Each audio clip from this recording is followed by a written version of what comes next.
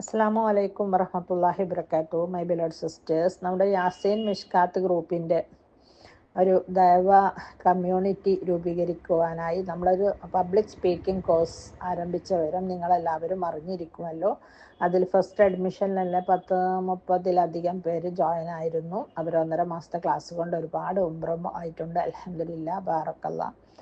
അള്ളാഹുവിൻ്റെ അപാരമായ കാരുണ്യം കൊണ്ട് അവരൊക്കെ നല്ല രീതിയിൽ നമുക്ക് പ്രസംഗിക്കാനുള്ള ഒരു ആത്മധൈര്യം കിട്ടി എന്ന് പറഞ്ഞു. ആ ഗ്രൂപ്പുകളിലെ മെൻറ്റേഴ്സായിട്ട് ഞാൻ തിരഞ്ഞെടുത്തിരുന്നത് നമ്മുടെ മണ്ണാർക്കാടുള്ള സെലീനയെയും മോസിനെയുമാണ്. അവർ രണ്ടാളും ഇപ്പോൾ അത്യാവശ്യം നന്നായി സ്പീച്ച് ചെയ്യുന്നതിനുള്ള ഒരു കോൺഫിഡൻസ് ഉണ്ട്. അപ്പോൾ ആദ്യമായിട്ട് നമ്മുടെ ഒരു കന്നി പ്രാസംഗിക എന്ന നിലയിൽ ഗ്രൂപ്പ് അഡ്മിനും മദ്രസ ടീച്ചറും ഒക്കെ ആയിട്ടുള്ള മോസിനെ ഞാനിന്ന് ആദരപൂർവ്വം മിഷ്കാത്ത് ഗ്രൂപ്പിലേക്ക് ക്ഷണിക്കുകയാണ്. ആദ്യമായിട്ടുള്ള പ്രസംഗമാണ്. എങ്ങനെയുണ്ടെന്ന് നിങ്ങളെല്ലാവരും ഇവയിലേക്ക് ചെയ്യുമല്ലോ. മോസിന, നിങ്ങൾക്ക് നിങ്ങളുടെ വിഷയമെടുത്ത് സംസാരിക്കാം. അസ്സലാമു അലൈക്കും വറഹ്മത്തുള്ളാഹി വബറകാതുഹു. അസ്സലാമു അലൈക്കും വറഹ്മത്തുള്ളാഹി വബറകാതുഹു.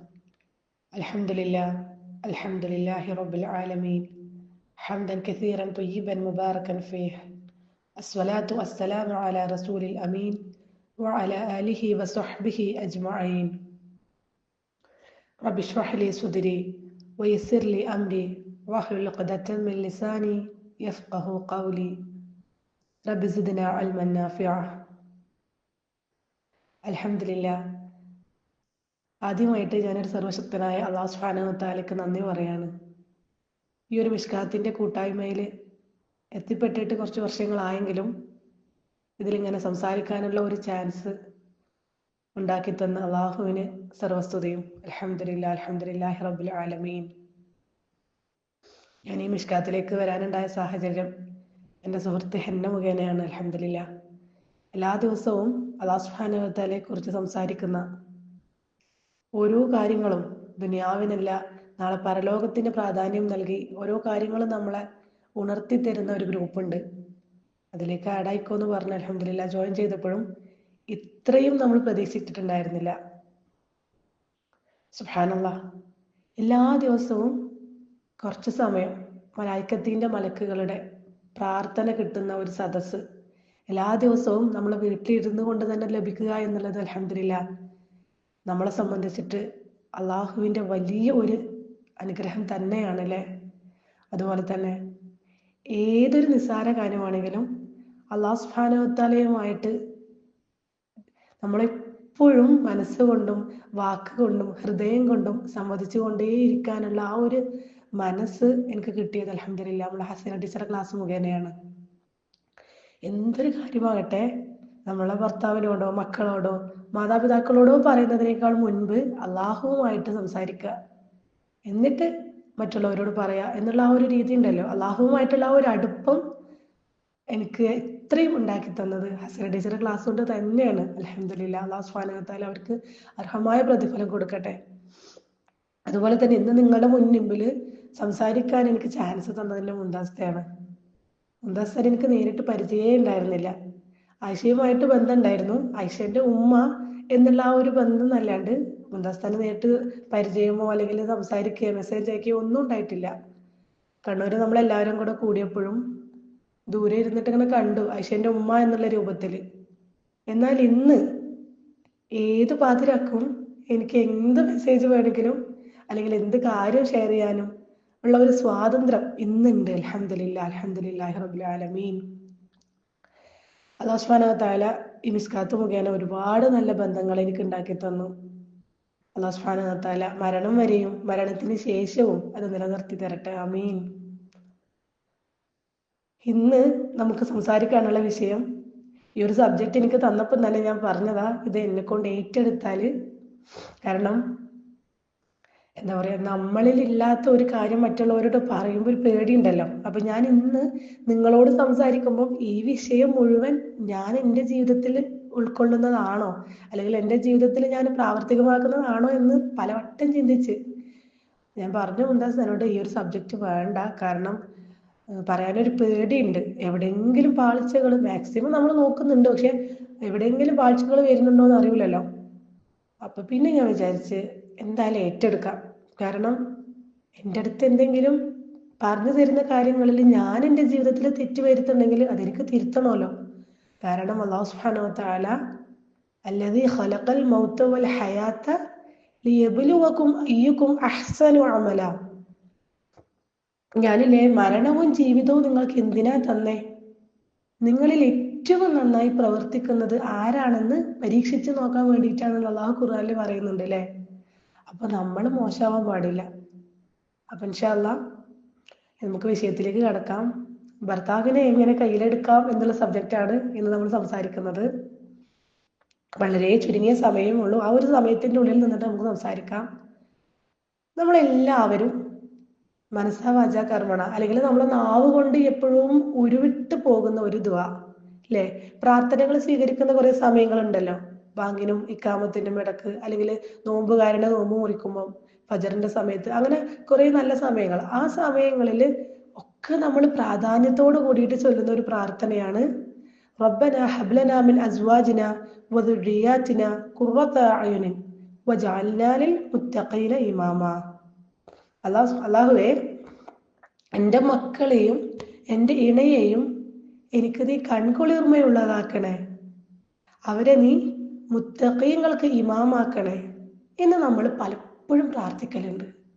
പക്ഷേ ഞാനടക്കം നമ്മളിൽ എത്ര പേര് മനസ്സറിഞ്ഞുകൊണ്ട് പ്രാർത്ഥിക്കലുണ്ട്? ഈ ഖുർറത അയുനുണ്ടല്ലോ, കൺകുളിർമ നൽകണേ എന്ന് നമ്മൾ പ്രാർത്ഥിക്കുമ്പോഴില്ലേ, നമ്മൾ സ്വയം ചിന്തിച്ച് നോക്കുക, നമ്മളെ മക്കളും നമ്മളെ ഇണയും നമുക്ക് കൺകുളിർമയാകുന്നുണ്ടോ?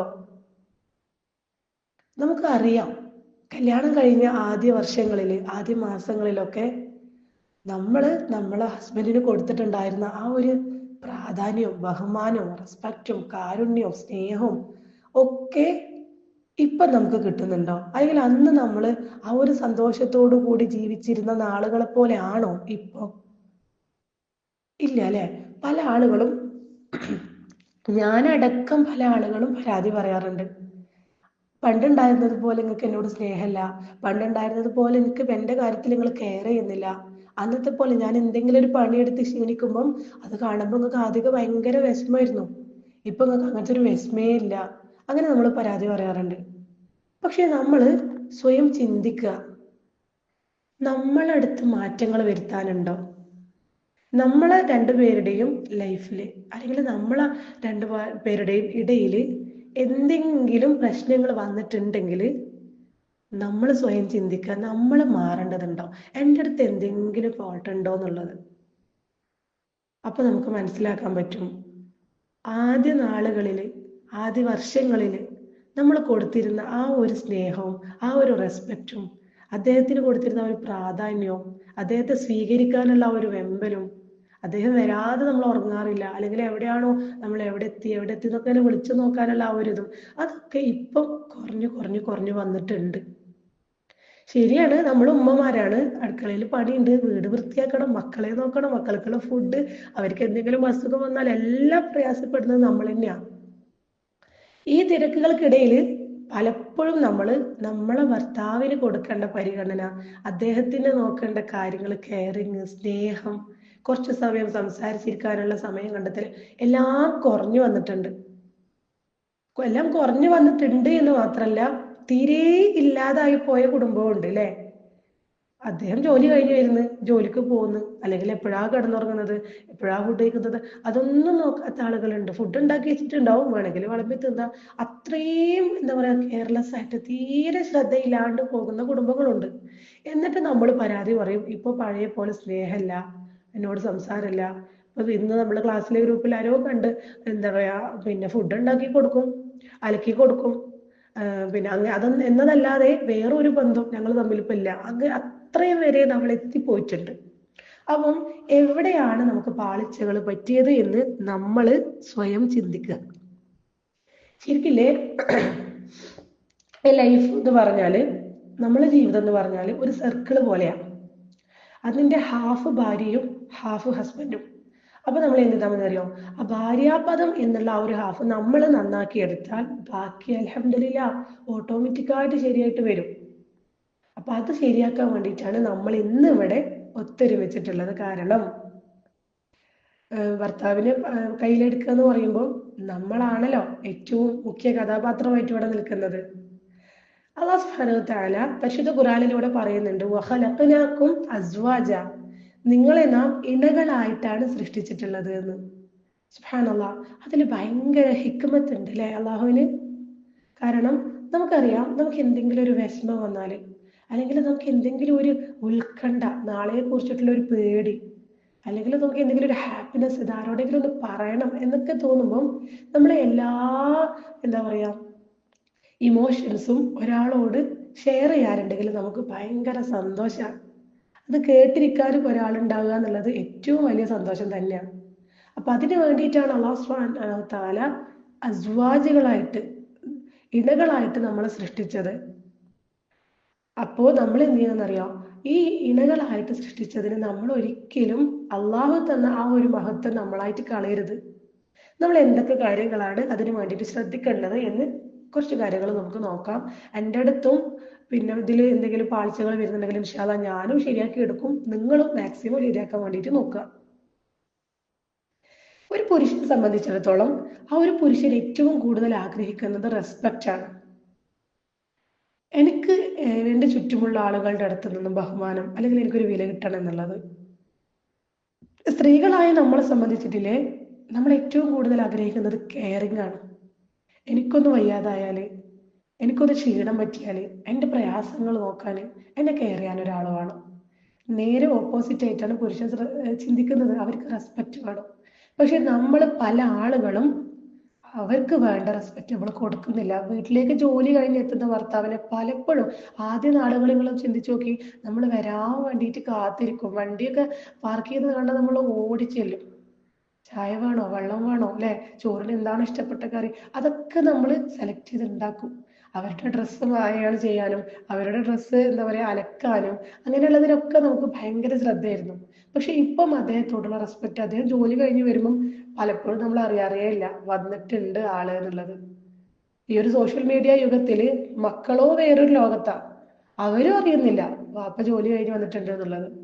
അപ്പൊ അവിടെ എന്തായാലും ഒരാണിന് വീട്ടിലേക്ക് കയറി വരുമ്പോൾ പ്രത്യേകിച്ച് വിലയൊന്നും ഇല്ലെങ്കിൽ ജോലി കഴിഞ്ഞ് വീട്ടിലേക്ക് വരാൻ വലിയ താല്പര്യം ഉണ്ടാവില്ല അല്ലെ. അപ്പൊ നമ്മൾ ശ്രദ്ധിക്കുക, നമ്മളടുത്ത് അതിൽ നിന്നും എന്തെങ്കിലും മാറ്റങ്ങൾ വരുത്താനുണ്ടോ.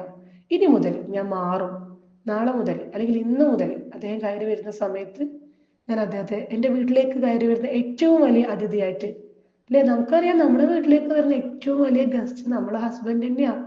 കാരണം നമ്മളുടെ മക്കളെ, നമ്മളുടെ എല്ലാ കാര്യങ്ങളും ഏറ്റെടുത്ത് ചെയ്യുന്ന ഒരേ ഒരു വ്യക്തി നമ്മളെ ഹസ്ബൻഡ് അല്ലേ.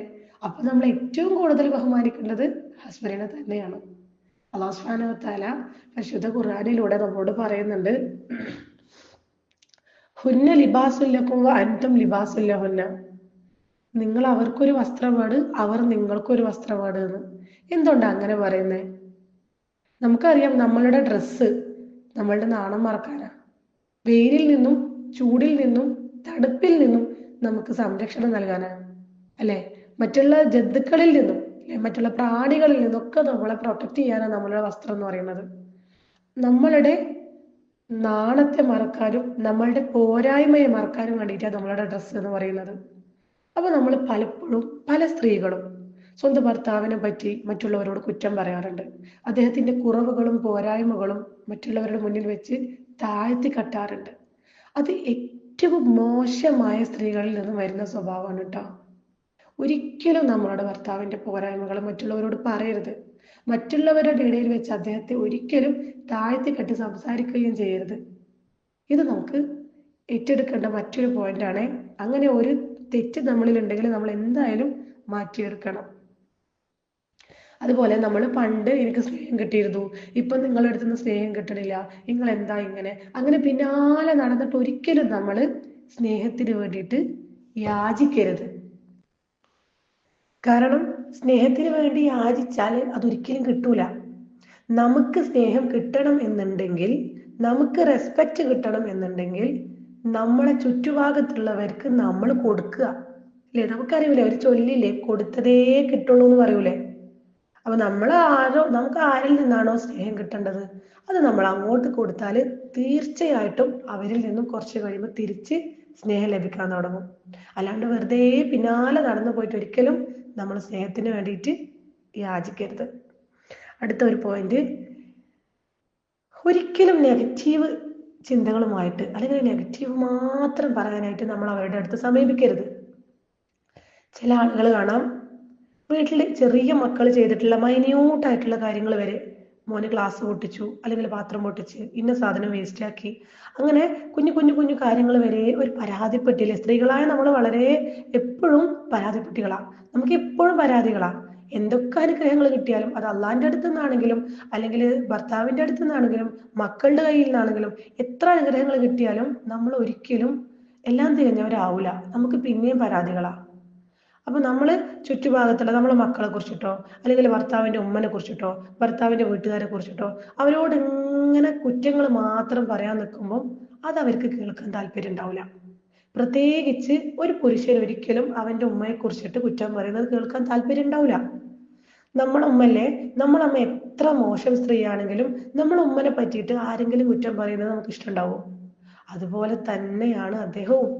അദ്ദേഹത്തെ ഏറ്റവും കൂടുതൽ നോക്കി ചെറുപ്പത്തിൽ നമ്മൾ നമ്മളെ മക്കളെ എത്രത്തോളം പ്രയാസപ്പെട്ടിട്ടാണോ നോക്കുന്നത്, അതിനേക്കാൾ കൂടുതൽ ഇന്നത്തെ കാലത്ത് എല്ലാവിധ സൗകര്യങ്ങളുണ്ട്, എല്ലാം പ്രവർത്തിക്കുന്നത് മെഷീനുകളാണ്. പക്ഷെ അന്ന് ആ ഒരു സാഹചര്യങ്ങളൊന്നുമില്ല. എന്നിട്ട് പോലും നമ്മളെ ഉമ്മ അവരെ നന്നായിട്ട് നോക്കിയിട്ടുണ്ട്. ആ ഉമ്മനെ പറ്റിയിട്ട് കുറ്റം പറയുമ്പോൾ ഏതൊരു പുരുഷനും ഇഷ്ടമുണ്ടാവില്ല. അപ്പൊ നമ്മൾ കഴിവിന്റെ പരമാവധി നെഗറ്റീവ് ചിന്തകളും നെഗറ്റീവ് തോട്ടുകളും അവരോട് പറയാണ്ടിരിക്കുക. കഴിയുന്നതും പോസിറ്റീവായിട്ടുള്ള കാര്യങ്ങൾ, നമ്മുടെ മക്കൾ ചെയ്ത നല്ല കാര്യങ്ങൾ, നല്ല നല്ല ചിന്തകൾ, അയൽവാസികളുടെ ഭാഗത്തു നിന്നാവട്ടെ നമ്മളെ സ്വപ്നങ്ങളും നമുക്കുണ്ടാകുന്ന കുഞ്ഞു കുഞ്ഞു കാര്യങ്ങളും അവരോട് ഷെയർ ചെയ്യാം. അതായിരിക്കണം നമ്മൾ ചെയ്യേണ്ടത്. അപ്പോൾ നമ്മൾ അടുത്തിരുന്ന് സംസാരിച്ചാൽ അവർക്ക് കുറച്ച് പോസിറ്റീവ് കിട്ടും എന്നവർക്ക് തോന്നണം.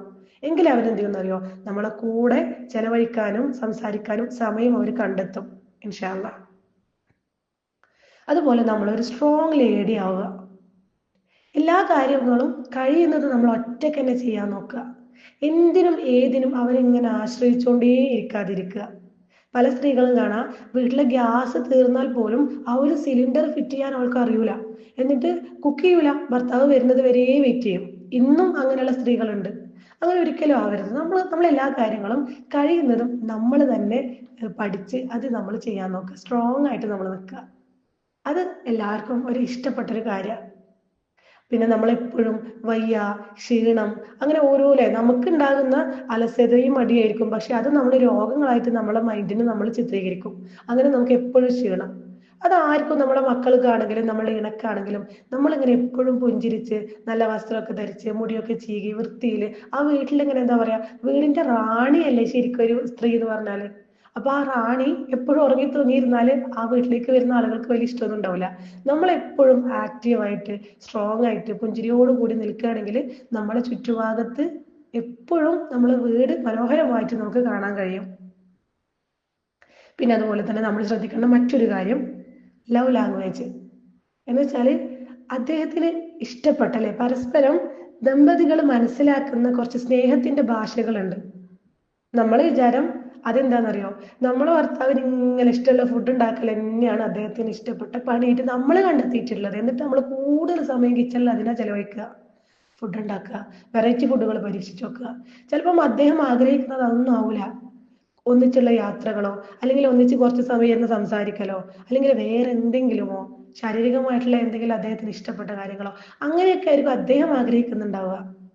പക്ഷെ നമ്മള് എന്താ പറയാ, ഇതാണ് അദ്ദേഹത്തിന് ഇഷ്ടമെന്ന് നമ്മൾ എന്ത് ചെയ്യാന്നറിയോ, ഇനി നമുക്ക് മനസ്സിലാക്കാൻ കഴിയുന്നില്ല, അദ്ദേഹത്തിന്റെ ലവ് ലാംഗ്വേജ് എന്താന്ന് മനസ്സിലാക്കാൻ കഴിയുന്നില്ലെങ്കിൽ നമുക്ക് ചോദിക്കാലോ. ഫ്രീ ആയിട്ടിരിക്കുന്ന സമയത്ത് ഞാൻ ചെയ്യുന്ന കാര്യങ്ങളിൽ എന്തെങ്കിലും നിങ്ങൾക്ക് ഇഷ്ടപ്പെടാത്തതുണ്ടോ, നിങ്ങൾക്ക് ഏറ്റവും ഇഷ്ടമുള്ള കാര്യങ്ങൾ എന്താണ്, ഞാൻ ചെയ്യുന്നതിൽ ഏറ്റവും വെറുപ്പുള്ള കാര്യം, ദേഷ്യം തോന്നുന്ന കാര്യം എന്തൊക്കെയാന്നൊക്കെ നമുക്ക് പരസ്പരം അങ്ങോട്ടും ഇങ്ങോട്ടും സംസാരിച്ചിട്ട് തീരുമാനിക്കാവുന്നതേ ഉള്ളൂ. പിന്നെ അതുപോലെ തന്നെ എന്താ പറയാ, ക്വാളിറ്റി ടൈം. കുറച്ച് സമയം, എന്ത് തിരക്കാവട്ടെ വീട്ടില്, കുറച്ച് സമയം നമ്മൾ അദ്ദേഹത്തിനോട് സംസാരിക്കാനുള്ള സമയം കണ്ടെത്തുക. എല്ലാ കാര്യങ്ങൾക്കും നമ്മൾ സമയം കണ്ടെത്തുന്നില്ലേ. നമ്മൾ ചിലപ്പം ഒരു ഹോസ്പിറ്റലിൽ ഒരു അപ്പോയിന്റ്മെന്റ് ഉണ്ട്, ആ സമയമാകുമ്പോഴത്തേനും നമ്മൾ വീട്ടിലെ ജോലികൾ പെട്ടെന്ന് പെട്ടെന്ന് തീർക്കും. അല്ലെങ്കിൽ ഇന്ന സമയത്ത് ഒരു ഫംഗ്ഷൻ ഉണ്ട്, എത്ര എത്ര നേരത്തെ ആണെങ്കിലും നമ്മൾ വീട് വൃത്തിയാക്കി നമ്മളെ വീട്ടിലെ എല്ലാ ജോലികളും കഴിഞ്ഞിട്ട് നമ്മൾ ഇറങ്ങും. പക്ഷേ ഒരു പരിപാടിയും പ്രത്യേകിച്ചില്ലാത്ത അന്ന് ഒരു സ്ത്രീന്റെ പണി ഒരുങ്ങേയില്ല. വെറുതെ അലസമായിട്ട് മൊബൈലിലും അല്ലെങ്കിൽ വീട്ടിൽ അങ്ങനെ പല പണികൾ എടുത്തുകൊണ്ട് കുറച്ച് സമയം കിടന്ന് കുറച്ച് സമയം വായിച്ച് കുറച്ച് സമയം അയൽവാസികളോട് സംസാരിച്ച് അങ്ങനെ കുറേ സമയം പോക്കും. പക്ഷെ നമ്മൾ എന്തെങ്കിലും ഒരു കാര്യം നമ്മൾ ഏറ്റെടുത്ത് ആ സമയത്ത് ഞാൻ അവിടെ എത്തണം എന്ന് വിചാരിക്കുകയാണെങ്കിൽ നമ്മളെ വീട്ടിലെ ജോലികൾ പെട്ടെന്ന് തീരുന്നത് കാണാൻ പറ്റൂലേ. അപ്പൊ നമ്മൾ എന്ത് ചെയ്യുന്ന നമ്മളൊരു ഗോൾ സെറ്റ് ചെയ്യാം. എല്ലാ ദിവസവും ഇന്ന സമയമാകുമ്പോഴത്തേനും എൻ്റെ എല്ലാ ജോലികളും ഞാൻ തീർക്കും. പിന്നെ നമുക്ക് ഒരുപാട് ഫ്രീ ടൈം ഉണ്ടാവും, ഒരുപാട് വായിക്കാം. ഇന്നത്തെ കാലത്ത് അൽഹംദുലില്ലാഹ് ഓൺലൈനായിട്ട് നമുക്ക് ഒരുപാട് ഖുർആൻ, തജ്വീദ് അങ്ങനെ കുറേ കാര്യങ്ങൾ നമുക്ക് വീട്ടിലിരുന്ന് കൊണ്ട് തന്നെ പഠിക്കാനും പഠിപ്പിച്ചു കൊടുക്കാനുള്ള സാഹചര്യങ്ങളുണ്ട്. അപ്പൊ വെറുതെ നമ്മളെ സമയം അലസമായി കളയാതെ നേരത്തെ പണികളൊക്കെ ഒരുക്കിയാലില്ലേ നമ്മളെ ഹസ്ബൻഡ് വീട്ടിലേക്ക് കയറി വരുമ്പോഴത്തേനും നമ്മളെ ജോലികളൊക്കെ തീർന്ന് നമ്മൾ ഫ്രീ ആയിട്ട് ഇരിക്കുന്നുണ്ടാവും. അപ്പൊ അവരോടൊപ്പം കുറച്ച് ക്വാളിറ്റി ടൈം കീപ്പ് ചെയ്യാൻ നമുക്ക് കഴിയും. പിന്നെ നമ്മൾ ചെയ്യേണ്ട ഒരു കാര്യം, നമ്മൾ എന്തെങ്കിലും ഒരു ചെറിയ കാര്യം അദ്ദേഹം കൊണ്ടുവന്നിട്ടില്ലെങ്കിൽ നമ്മൾ നന്ദി പറയാം. മനസ്സ് നിറഞ്ഞുകൊണ്ട് ആദ്യം അള്ളാഹുവിനെ സ്തുതിക്കുക. കാരണം നമുക്ക് കൊണ്ടുതരാൻ ആളുണ്ടല്ലോ അല്ലെ, നമ്മളെ ഏൽപ്പിച്ച ഒരു കാര്യം കൊണ്ടുതരാൻ ആളുണ്ട്. നമ്മളെ കഴിഞ്ഞ പിന്നെ ആയിഷന്റെ റിഫ്ലക്ഷന്റെ ക്ലാസ്സിൽ പറയുന്നുണ്ടായിരുന്നു, നസിറത്ത് ആരോ പറഞ്ഞിട്ടുണ്ടായിരുന്നു, അവര് എന്തൊക്കെയോ സാധനങ്ങൾ ഹസ്ബൻഡിനോട് ഓർഡർ ചെയ്ത്, പക്ഷെ അവർ ആഗ്രഹിച്ച ഒരു കാര്യം ഉണ്ടായിരുന്നു, അത് പറയാൻ മറന്ന്.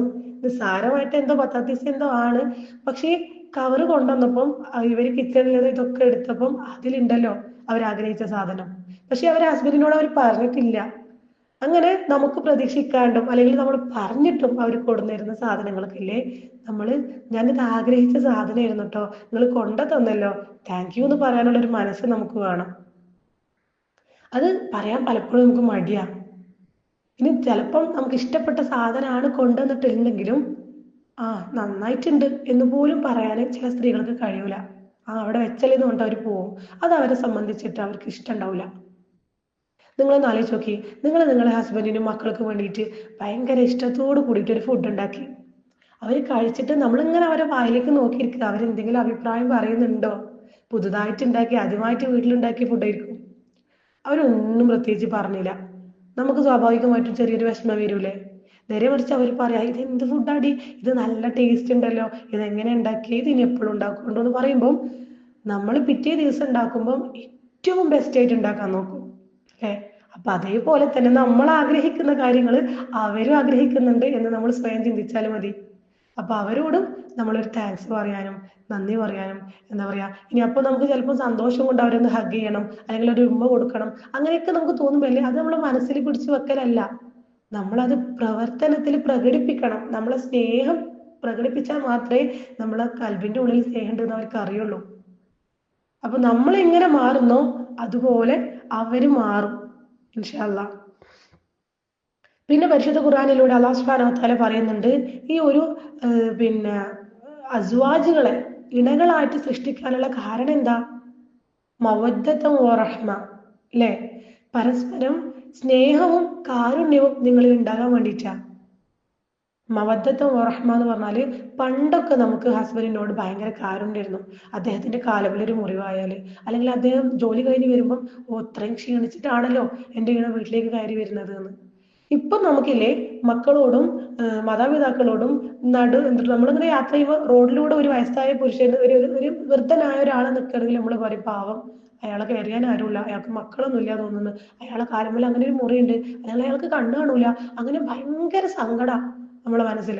പക്ഷെ നമ്മളെ ഹസ്ബൻഡിന് എന്തെങ്കിലും പ്രയാസമോ അദ്ദേഹത്തിന് പിന്നെ സാമ്പത്തികമായിട്ടോ മാനസികമായിട്ടോ എന്തെങ്കിലും പ്രയാസം ഉണ്ടെങ്കിൽ ഇപ്പൊ നമുക്ക് അയാളോട് വലിയ പ്രത്യേകിച്ച് കാര്യമൊന്നും തോന്നാറില്ല. അപ്പൊ നമ്മളിൽ മാറാൻ ഒരുപാടുണ്ട്.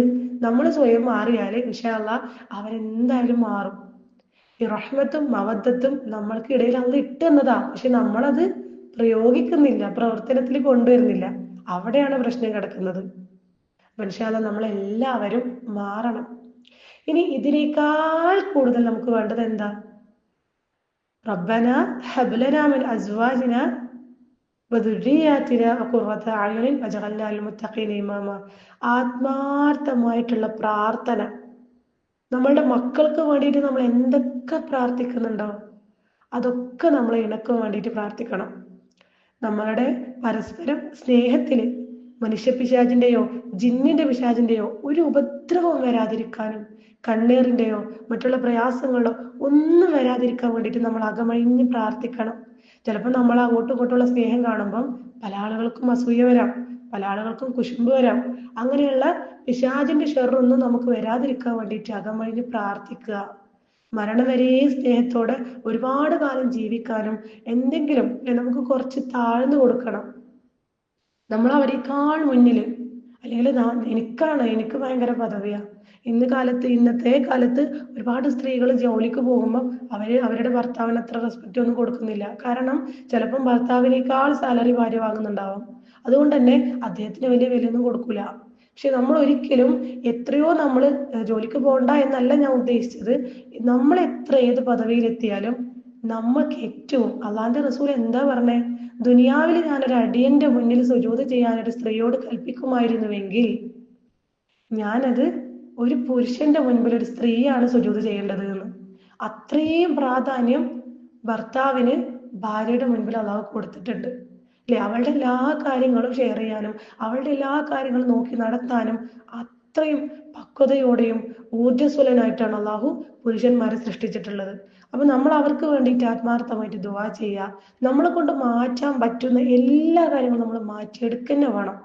ഇൻഷാ അല്ലാഹ്. അല്ലാഹു സുബ്ഹാനഹു വ തആല ഇന്നു മുതൽ നമുക്ക് എല്ലാവർക്കും പുതിയ ഒരു ജീവിതം, നല്ല ഒരു ദാമ്പത്യ ജീവിതം നൽകി അനുഗ്രഹിക്കട്ടെ എന്ന് ആത്മാർത്ഥമായിട്ട് പ്രാർത്ഥിക്കുകയാണ്.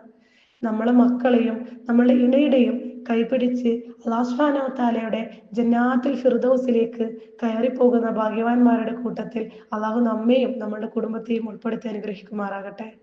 എൻ്റെ സംസാരത്തിൽ എന്തെങ്കിലും പോരായ്മകൾ വന്നിട്ടുണ്ടെങ്കിൽ നിങ്ങൾ പൊരുത്തപ്പെടണം. ഇതിൽ എന്തെങ്കിലും മിസ്റ്റേക്കുകൾ ഉണ്ടെങ്കിൽ അള്ളാഹു എനിക്ക് പുറത്തു തരട്ടെ. അതിൽ നിന്നും പിശാചിൽ നിന്നും മാത്രമാണ്. നമ്മൾ നന്ദിയുള്ളവരും കരുണയുള്ളവരും നന്നായി സ്നേഹിക്കുന്നവരും തൻ്റെ ഇണയെ നന്നായി റെസ്പെക്ട് ചെയ്യുന്നതും തൻ്റെ ഇണയുടെ പോരായ്മകൾ മറച്ചു വെക്കുകയും നന്നായി മാക്സിമം നമ്മളെ കൊണ്ട് നോക്കാൻ പറ്റുന്ന അത്രയും നോക്കിയാൽ സന്തോഷം ലഭിക്കുന്നവളായിരിക്കണം ഉത്തമമായ ഭാര്യ. നമ്മൾ നോക്കുമ്പോൾ തന്നെ നമ്മളെ ഇണക്ക് നമ്മളിൽ നിന്ന് സന്തോഷം പകർന്നു കൊടുക്കാൻ കഴിയുന്ന ഭാര്യമാരായിട്ട് ജീവിച്ച് മരിക്കാനും മരണശേഷവും അവന്റെ ജന്നാത്തുൽ ഫിർദൗസിൽ ഒരുമിച്ച് ജീവിക്കാനും അല്ലാഹു നമുക്ക് തൗഫീഖ് നൽകി അനുഗ്രഹിക്കുമാറാകട്ടെ. ആമീൻ ആമീൻ യാ അർഹമർ റഹീമീൻ. വആഖിറു ദഅവാനാ അൽഹംദുലില്ലാഹി റബ്ബിൽ ആലമീൻ. അസ്സലാമു അലൈക്കും വറഹ്മത്തുള്ളാഹി വബറകാതുഹു.